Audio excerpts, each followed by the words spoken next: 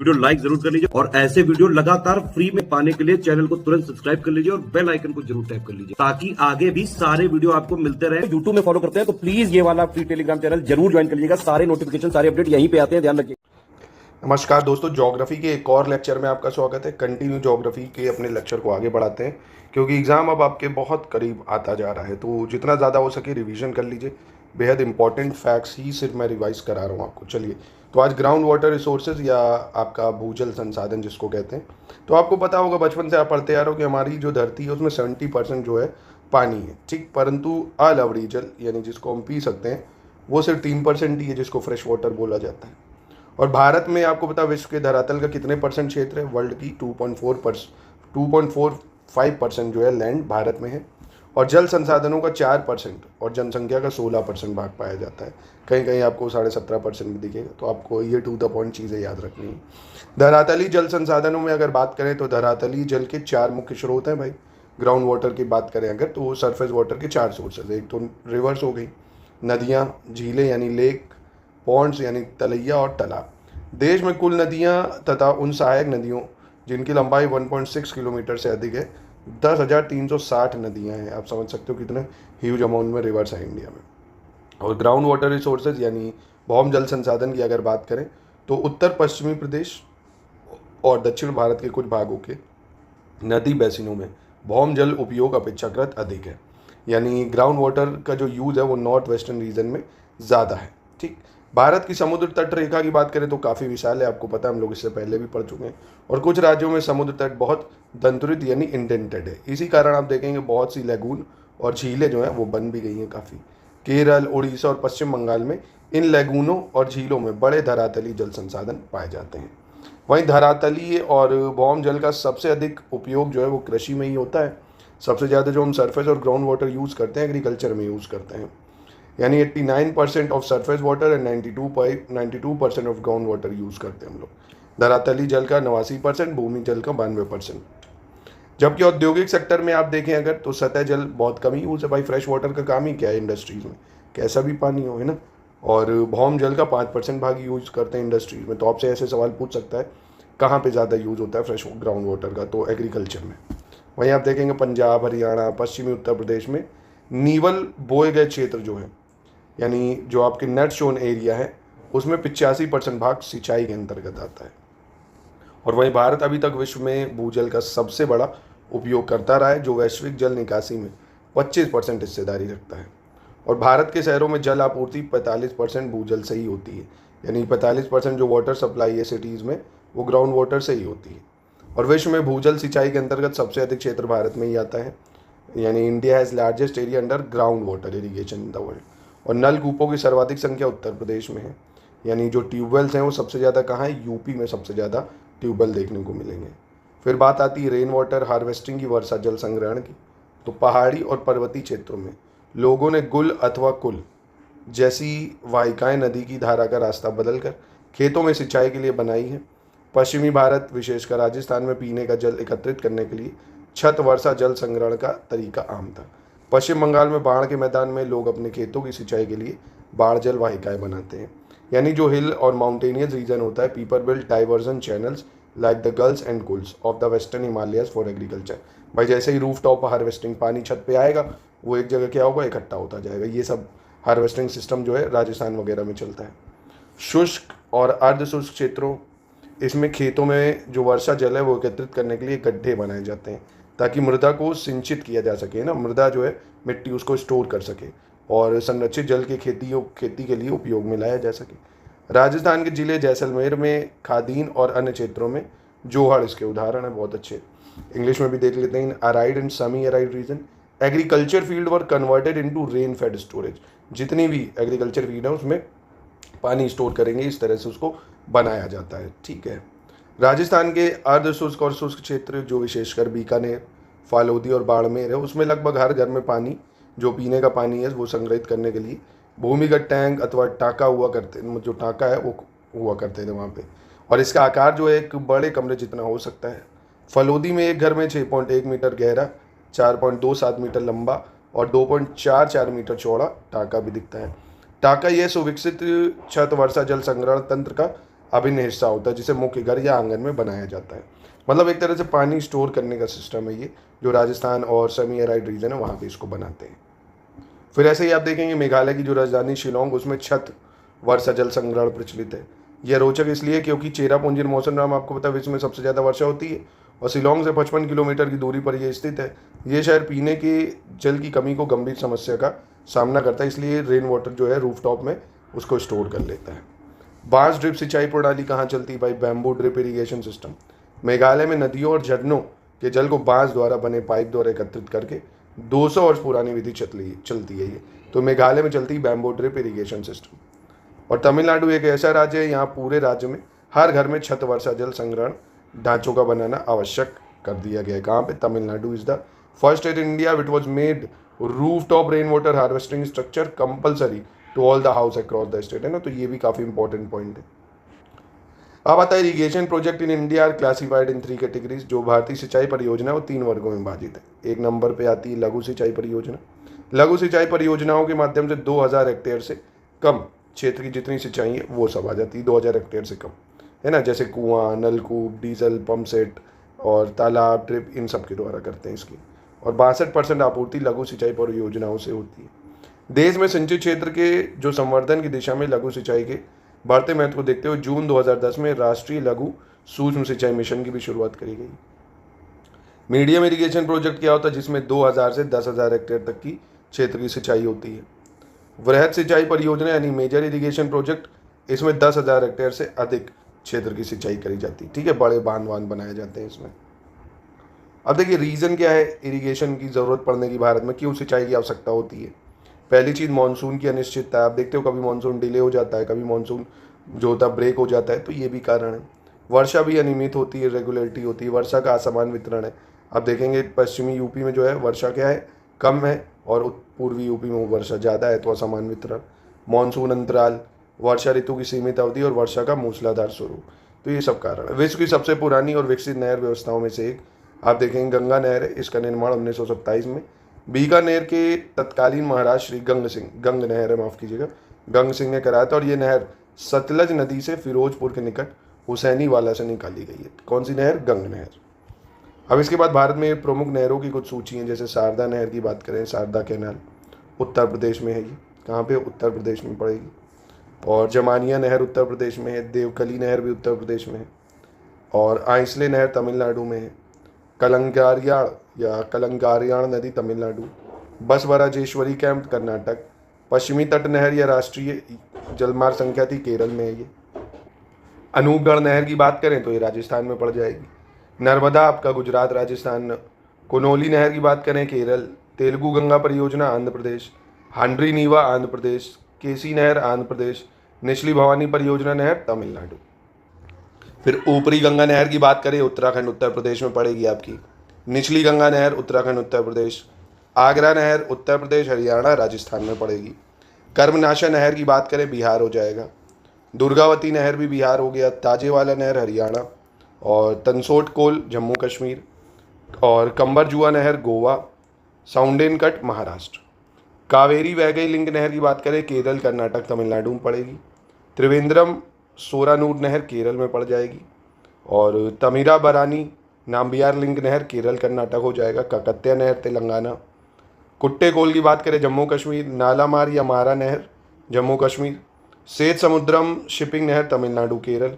इंदिरा गांधी नहर सुल्तानपुर पंजाब राजस्थान। बकिंगम नहर की बात करें तो आंध्र प्रदेश और तमिलनाडु। ठीक है, ये कैनाल्स हैं जिनको नहर भी आप कह सकते हो, सेम ही नाम है हिंदी इंग्लिश में। अब इसके बाद कुछ इंपॉर्टेंट फैक्ट्स हैं। जैसे पंचेत हिल बांध दामोदर नदी पर मैथोन बांध से 20 किलोमीटर दक्षिण में। तो पंचेत हिल dam is 20 kilometre from Maithon dam on Damodar river. कौन सी नदी पे? दामोदर पे है। इडुक्की बांध परियोजना का निर्माण केरल राज्य में परियर नदी पर किया गया है। और यह बांध एशिया का सबसे बड़ा आर्क बांध है ना। This dam is largest arc dam in Asia. Idukki dam की बात कर रहा है जो कि केरल में परियर रिवर पे है। नागार्जुन सागर बांध परियोजना ये कृष्णा नदी पर बनाई गई है। तेलुगु गंगा परियोजना जो है महाराष्ट्र, तमिलनाडु, आंध्र प्रदेश एवं कर्नाटक राज्य की संयुक्त परियोजना है। और कृष्णा नदी से जल प्राप्ति या जल पूर्ति प्राप्त करने वाली इस परियोजना से तमिलनाडु के चेन्नई नगर को पेयजल प्रदान किया जाता है। तेलुगु गंगा परियोजना आंध्र प्रदेश में है। कहाँ पे? आंध्र प्रदेश में। मेतूर परियोजना की बात करें तमिलनाडु में कावेरी नदी पे है। Mettur project is on the Kaveri river in Tamil Nadu. और मयूराक्षी परियोजना की बात करें, मयूराक्षी परियोजना से पश्चिम बंगाल एवं झारखंड दोनों राज्य लाभान्वित होते हैं। और इस परियोजना के तहत झारखंड में मयूराक्षी नदी पर ही कनाडा बांध निर्मित किया गया है। वहीं शिव समुद्रम परियोजना की बात करें, कावेरी नदी पर कर्नाटक में स्थित है और इसकी स्थापना 1902 में हुई थी। टेहरी परियोजना भागीरथी और भील गंगना जो नदियां हैं उनके संगम के समीप उत्तराखंड राज्य में टेहरी पे स्थित है।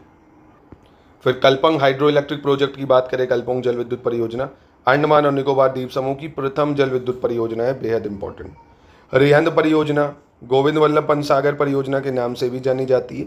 यह उत्तर प्रदेश के सोनभद्र जिले में पिपरी नामक स्थान पर है, ठीक है। और वहीं उकाई गुजरात राज्य की प्रमुख बहुउद्देशीय परियोजना है। ताप्ती नदी पर यह परियोजना है उकाई, ठीक है। और भारत में जल विद्युत संयंत्र की स्थापना सर्वप्रथम जो है 1897 में पश्चिम बंगाल के दार्जिलिंग के निकट सिद्रापोंग तथा सिद्राबाग में हुई थी, ठीक है। यानी hydro power plant was first establish in India 1897 AD by West Bengal, ठीक है। और कोयना परियोजना ये कोयना नदी पर निर्मित है जो कि महाराष्ट्र में है। तवा परियोजना मध्य प्रदेश के होशंगाबाद जिले में है, तवा नदी पर निर्मित की गई है। और तवा जल संग्रहण क्षेत्र की पश्चिमी सीमा पर सतपुड़ा राष्ट्रीय उद्यान और बोरी वन्यजीव अभ्यारण्य भी है, तो ये भी काफ़ी इंपॉर्टेंट है। यानी Tawa project has been constructed on the Tawa river in Hoshangabad district of MP। Satpura national park and Bori wildlife sanctuary ये कहाँ पे है, तवा वाटर स्टोरेज एरिया में। फिर मेजा बांध राजस्थान के भीलवाड़ा जिले में कोठारी नदी पर निर्मित है। मेजा बांध का है राजस्थान के भीलवाड़ा में कोठारी नदी पे। कोठारी बनास नदी की सहायक नदी भी है, तो ये भी याद रखना। Meja dam is built on the Kothari river in Bhilwara district of Rajasthan and Kothari is a tributary of Banas river. तो ये फैक्ट पूछा जा सकता है आपसे, कोठारी किसकी ट्रिब्यूटरी है, बनास की। RO में इस तरह की रिवर पूछ लेता है। तुलबुल और नौवहन परियोजना की स्थापना की बात करें तो ये मुख्यतः जम्मू कश्मीर राज्य में झेलम नदी पर निर्मित की गई है। और बागीलहार जल विद्युत परियोजना जम्मू कश्मीर राज्य के डोडा जिले में चेनाब नदी पे है। बागीलहार कहाँ है, चेनाब नदी पे। और तुलबुल परियोजना की बात करें तो ये झेलम नदी पे, दोनों में अंतर है, ठीक है। तुलबुल परियोजना की बात करें झेलम रिवर, बागीलहार की बात करें चेनाब रिवर।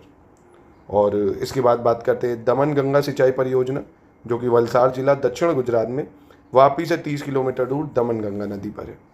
गिरना सिंचाई परियोजना की बात करें महाराष्ट्र के जो जलगांव जिला है उसमें गिरना नदी पर है। पंबा सिंचाई परियोजना पंबा नदी पर केरल के जो पट्टाना मिट्ठा जो जिला पड़ेगा वहाँ पड़ेगा, ठीक है। नाम याद रखना, पट्टानाम थिट्टा। कौन सी परियोजना, पंबा सिंचाई परियोजना, पंबा नदी केरल, ठीक है। और सुइल जल विद्युत परियोजना हिमाचल प्रदेश में चंबा जिले में सुइल नदी पर स्थित है। और सुइल रावी की सहायक नदी है। सुइल किसकी सहायक नदी है, रावी की। फिर बात आती है Dulhasti hydro power station Jammu Kashmir के किश्तवाड़ जिले में चिनाब नदी पे है। दुलहस्ती हाइड्रो पावर स्टेशन कहाँ है, चिनाब रिवर के किश्तवाड़ में, ठीक है। ललितपुर में बेतवा नदी पर स्थित राजघाट बांध परियोजना को रानी लक्ष्मीबाई बांध परियोजना के नाम से भी जानते हैं। किसको, राजघाट बांध जो कि ललितपुर में बेतवा नदी पे है।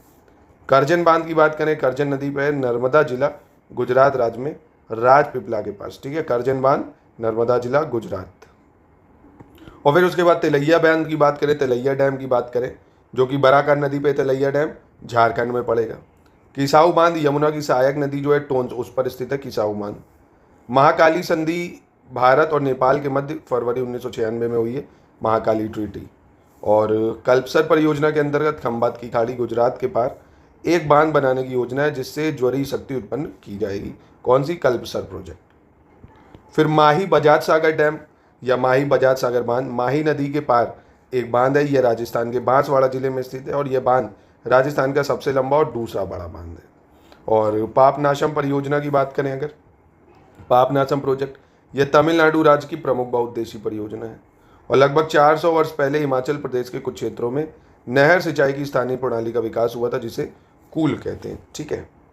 अब प्रमुख बहुउद्देशीय परियोजनाएं जैसे मध्य गंगा नहर, गंगा जो है उसका नाम है उत्तर प्रदेश में। रामगंगा नदी यूपी। शारदा परियोजना, शारदा नदी उत्तर प्रदेश। रिहंद में है उत्तर प्रदेश। माता टीला परियोजना बेतवा नदी यूपी MP में आ जाती है। बाण सागर परियोजना सोन नदी पे है, बिहार यूपी MP लाभान्वित है। गंडक नदी पे ही है, बिहार यूपी लाभान्वित है। तवा परियोजना तवा नदी पे है, MP लाभान्वित है। फिर गंगा सागर परियोजना की बात करें चंबल नदी पे है MP में। और मिनीमाता बांगो हसदेव परियोजना हसदेव बांगो नदी छत्तीसगढ़। बरगी परियोजना बरगी नदी MP। हसदेव बांगो परियोजना हसदेव छत्तीसगढ़। ब्यास परियोजना की बात करें, ब्यास नदी हरियाणा पंजाब राजस्थान। भाखड़ा नांगल परियोजना सतलज नदी पंजाब हिमाचल हरियाणा राजस्थान। दामोदर घाटी परियोजना दामोदर नदी झारखंड और पश्चिम बंगाल। और दुलहस्ती परियोजना चिनाब नदी जम्मू कश्मीर।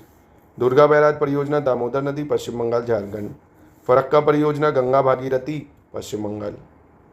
फिर गिरना परियोजना की बात करें तो गिरना परियोजना महाराष्ट्र में पड़ेगी, गिरना नदी। हिडकल परियोजना घाटप्रभा नदी पे है, कर्नाटक। हीराकुंड बच्चे बच्चे को पता, महानदी उड़ीसा। इडुकी परियोजना परियर नदी केरल। इंदिरा गांधी नहर परियोजना सतलज नदी पे है, राजस्थान पंजाब हरियाणा। और जयकवाड़ी परियोजना की बात करें, गोदावरी नदी महाराष्ट्र। ककरापारा परियोजना ताप्ती नदी गुजरात। कंसावती परियोजना कंसावती नदी पश्चिम बंगाल। कोल बांध परियोजना सतलज नदी हिमाचल प्रदेश। कोसी परियोजना की बात करें, कोसी नदी बिहार और नेपाल। उसके बाद कोयना परियोजना आती, कोयना नदी महाराष्ट्र में। कृष्णा परियोजना कृष्णा नदी कर्नाटक में आ जाएगी। कुंडा परियोजना की बात करें, कुंडा नदी तमिलनाडु। महानदी डेल्टा परियोजना महानदी उड़ीसा। मंडी परियोजना ब्यास नदी पे है, हिमाचल प्रदेश। मयूराक्षी परियोजना मयूराक्षी पश्चिम बंगाल। मचकुंड परियोजना मचकुंड उड़ीसा आंध्र प्रदेश। नागार्जुन सागर परियोजना कृष्णा नदी आंध्र प्रदेश। नर्मदा सागर परियोजना नर्मदा नदी एमपी गुजरात। और नाथपा झाकड़ी परियोजना सतलज नदी हिमाचल प्रदेश। और फिर पनामा परियोजना की बात करें, पनामा नदी गुजरात। उकाई परियोजना ताप्ती नदी गुजरात। पंचेत परियोजना दामोदर नदी झारखंड पश्चिम बंगाल। पोंग परियोजना ब्यास नदी पंजाब। और पूचमपात परियोजना गोदावरी नदी आंध्र प्रदेश। पूर्णा परियोजना पूर्णा नदी महाराष्ट्र। अपर पेगंगा परियोजना पेनगंगा महाराष्ट्र। भीमा परियोजना पवना नदी महाराष्ट्र। नागपुर विद्युत परियोजना कोराडी नदी महाराष्ट्र। रणजीत सागर परियोजना रावी नदी पंजाब। सरदार सरोवर परियोजना नर्मदा एमपी महाराष्ट्र राजस्थान। तो ये सब जितने भी इंपॉर्टेंट है सब इसमें आपको बता दिया। कुछ और हैं दो चार, वो भी देख लो, जैसे सरेंद्र परियोजना सतलज नदी पे बना हुआ पंजाब में सरेंद्र परियोजना। शरावती परियोजना की बात करें, शरावती नदी कर्नाटक में। शिव समुद्रम सुना होगा, कावेरी नदी कर्नाटक। घाटप्रभा नदी कर्नाटक। भद्रा भद्रा नदी कर्नाटक। मालप्रभा नदी कर्नाटक। आसान है काफ़ी। टेहरी बांध भागीरथी नदी उत्तराखंड। तिलैया बांध बराकर नदी झारखंड। तुलबुल परियोजना झेलम नदी जम्मू कश्मीर में है, पूछी जा सकती है इस बार, काफ़ी न्यूज़ में जम्मू कश्मीर रहा है। सतलज परियोजना जो है चेनाब नदी जम्मू कश्मीर। सतलज परियोजना को सतलज नदी ना कर देना आप। तुलबुल तो बहुत इंपॉर्टेंट है, झेलम नदी जम्मू कश्मीर। सलाल भी बहुत इंपॉर्टेंट है, सलाल परियोजना चेनाब नदी पे जम्मू कश्मीर। उरी विद्युत परियोजना भी बहुत इंपॉर्टेंट है, झेलम जम्मू कश्मीर। जम्मू कश्मीर की जरूर याद रखना इस बार। तुंगभद्रा परियोजना तुंगभद्रा आंध्र प्रदेश कर्नाटक। उमियाम परियोजना उमियाम नदी शिलोंग मेघालय। व्यास परियोजना व्यास नदी राजस्थान पंजाब हरियाणा हिमाचल प्रदेश। राजस्थान नहर परियोजना सतलज ब्यास रावी नदी राजस्थान पंजाब हरियाणा। राणा प्रताप सागर परियोजना चंबल नदी राजस्थान। जवाहर सागर परियोजना चंबल नदी राजस्थान। चंबल परियोजना चंबल नदी राजस्थान एमपी। और कलिंगपोंग परियोजना तीस्ता नदी पश्चिम बंगाल। कलपोंग जल विद्युत परियोजना की बात करें, कलपोंग नदी अंडमान निकोबार द्वीप समूह। ठीक है, बस इतने आपको ये हाइड्रो पावर प्रोजेक्ट्स याद रखने हैं। ये डैम्स हैं या हाइड्रो पावर प्रोजेक्ट, ये आपके एग्जाम में मिलान करने को आ सकते हैं। तो यहीं पे करते हैं इसकी समाप्ति। कल से वीडियो हमारा शुरू होगा मिनरल्स, खनिज और टाइप ऑफ रिसोर्सेज। जिससे सवाल निश्चित ही 100% मिनरल से सवाल जरूर आता है, चाहे इंडिया के टर्म्स में हो चाहे वर्ल्ड के टर्म्स में हो, दोनों ही देखेंगे हम लोग एक एक करके।